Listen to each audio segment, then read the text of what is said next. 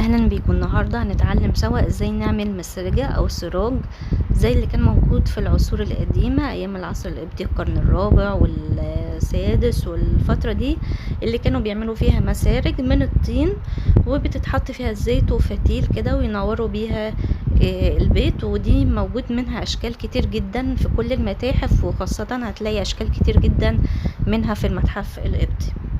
اول حاجه انا بجيب قطعه من الطين الاسواني، وابقى حاطه تحت مني كده حاجه تبقى عازله، يعني ممكن خشبه زي اللي انا حطاها ديت بملمس كده عازل، او ممكن حته ورقه، بس ما ينفعش نحط بلاستيك لان البلاستيك هيلزق مع الطين. تمام. بجيب كده وببدأ اظبط الشكل. يعني الاول انا بجيب حتة كورة كده، وبعدين ببدأ اشكلها الشكل اللي انا عايزاه من المسارج. وطبعا زي ما انا قلت لكم في اشكال كتيرة من المسارج موجودة في كل المتاحف، موجودة على جوجل لو حبيتوا تعملوا سيرش، وهتلاقوا برضو اشكال كتير جدا وقسم مخصوص ليها في المتحف القبطي. المهم انا شكلت المسرجة بتاعتي على الشكل اللي انتوا شايفينه ده. تمام.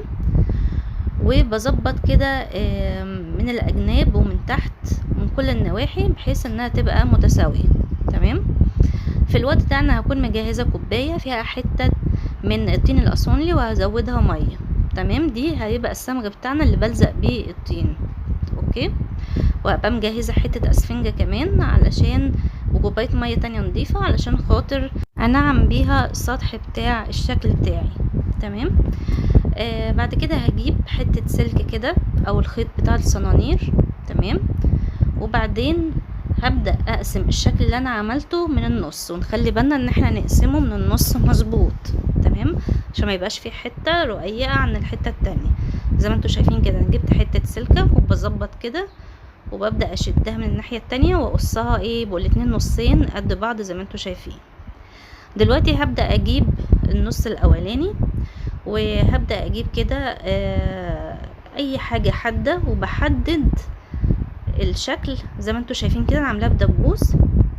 طبعا بسيب حوالي سنتي من كل جنب، وبحدد الشكل اللي انا هبدأ افرغه. تمام. وبعدين بجيب اي حاجة مدورة كده واخرم المكان اللي هطلع منه الفتيلة. تمام. او هصب منه الزيت. الحته اللي هي الكبيره دي اللي هصب منها الزيت، وبعدين اخرم خرم تاني صغير قدام، ده اللي هيبقى يطلع منه الفتيله بتاعه الشمع، او اللي هو اللي هنور بيه النار يعني. تمام. وبعدين هبدا اجيب بقى كده الاداه بتاعتي عشان افرغ بيها الجزء اللي انا حددته. تمام. زي ما انتوا شايفين كده، جبت بقلم، يعني استعملوا ادوات عادي يعني موجوده، مش لازم تجيبوا ادوات نحت يعني. قلم، وفرغت بيه الجزء اللي هو هطلع منه الفتيله. وبعدين هبدا افرغ انا الباقي زي ما انتوا شايفين. بس اهم حاجه ان انا ما اغوطش قوي بحيث ان انا كده اقطع الجزء اللي تحت. لا، انا بشيل بس كده من فوق الزيادات زي ما انتوا شايفين.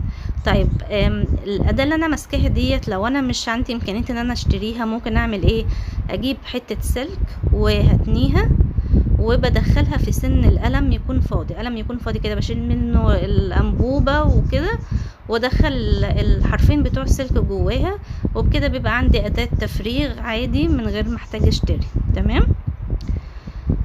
زي ما انتوا شايفين انا حتى بستعملها هنا في الفيديو.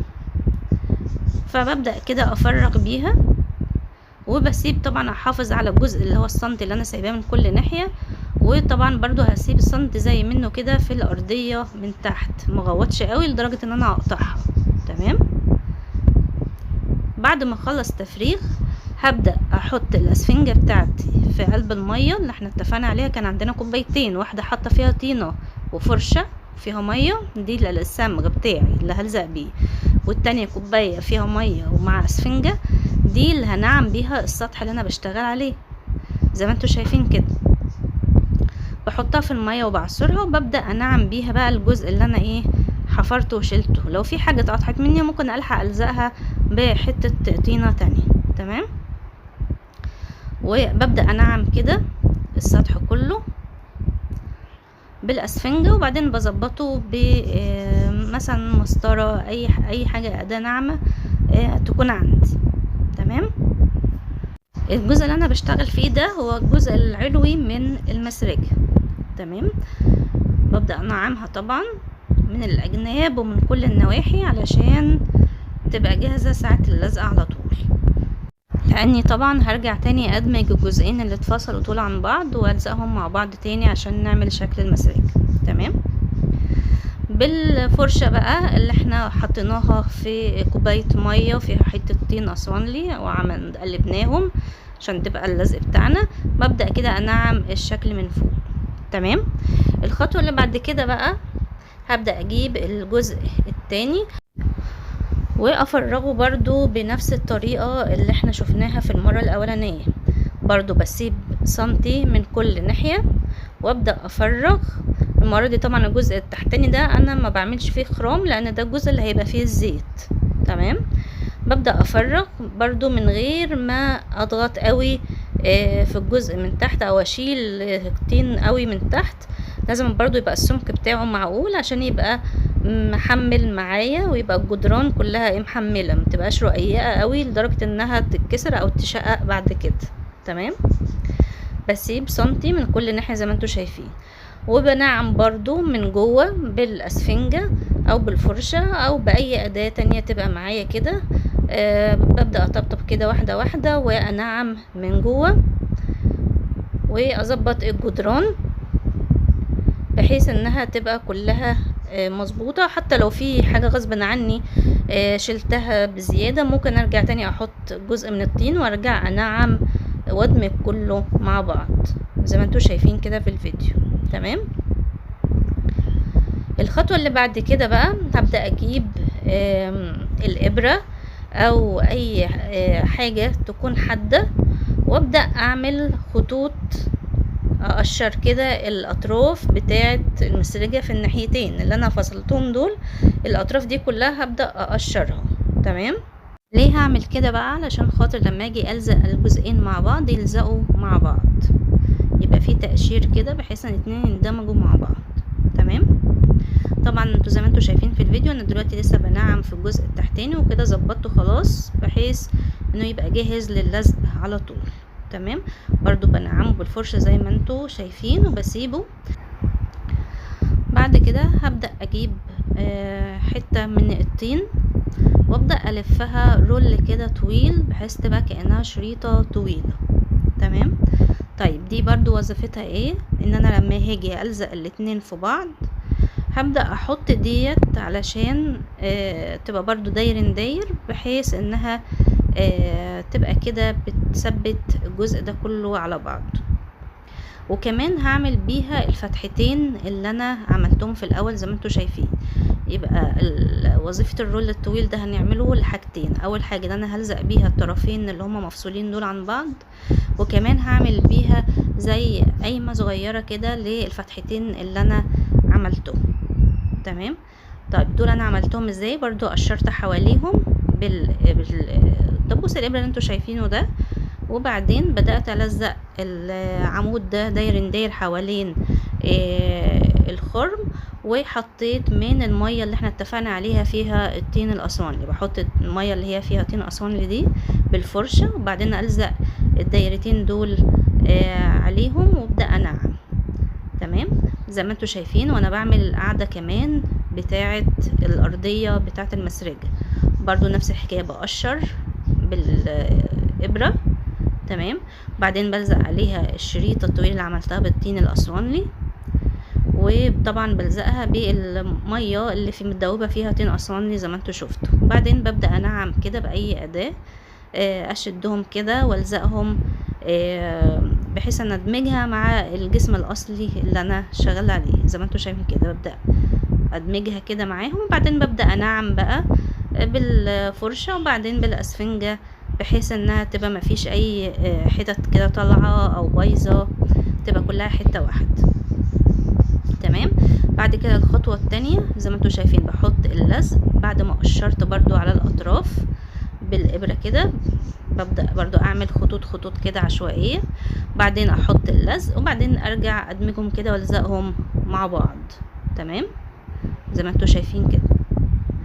طيب الخطوة اللي بعد كده هبدأ برضو اقشر تاني على الحتت اللي انا لزقتها، وارجع اعمل شريطة طويلة برضو من الطين الاسواني، وابدأ الزقها داير داير على الجزء المفصول ده اللي انا حاولت الزقه.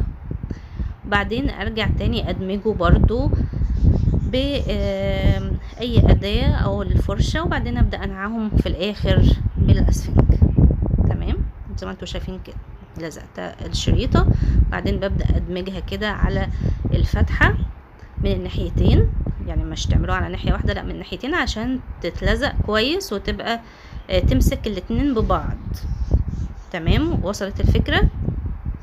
يبقى دور الشرايط دي ان انا بلزق بيها اي جزء مفصول عن التاني. تمام واهم حاجة خطوة التقشير باي ابرة اي شوكة، علشان ده بيخلي الطين يمسك في بعضه زي عاشق ومعشوق كده.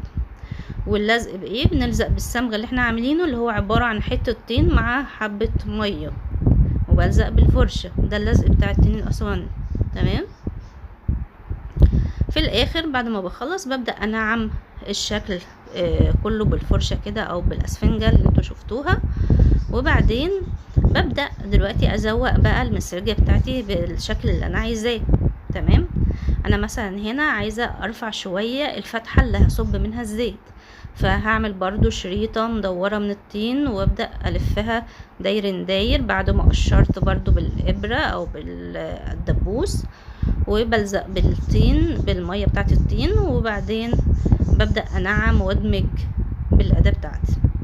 تمام وبعدين انعم الشكل في الاخر برضو بالفرشة او الاسفنج. تمام طبعا تقدروا تعملوا اشكال كتير بنفس الطريقة، ومش بس الشكل اللي انا عاملاه اللي هو شكل السفينة ده او القارب، بس تقدروا تعملوا اشكال تانية مثلا زي ما هتشوفوها مثلا في المتحف القبطي، في مسارج مدورة، في مسارج مثلا على شكل دولفين، في حاجات كتير. بنستنى بعد كده عليها شوية مثلا مش كتير 5 دقايق، وبعد كده نبدأ بقى ان احنا نزوقها بأي شكل احنا عايزينه. انا مثلا هزوقها بعناقيد العنب، وهعمل كمان شكل المونوجرام اللي هو الرو والكي اللي هو الاختصار اسم المسيح. تمام هزوقها واخلصها، وبعدين تعالوا يلا شوفوها في شكلها النهائي. طبعا ده شكلها النهائي بعد ما كمان ركبت لها الايد بنفس الطريقة برضو اللي احنا عملنا بيها الجزء بتاع العلوي بتاع الفتحة الصغيرة والكبيرة والارضية من تحت برضو بنفس الطريقة. يا رب يكون الشكل عجبكم والطريقة تكون سهلة وتقدروا تعملوها. ما تنسوش تعملوا لايك وسبسكرايب للي لسه مش مشترك في القناة، تضغطوا على الزرار الاحمر. ما تنسوش تعملوا شير للفيديو لو عجبكم، واشوفكم على خير في فيديو جديد وطريقة جديدة نتعلمها سوا مع بعض. باي باي.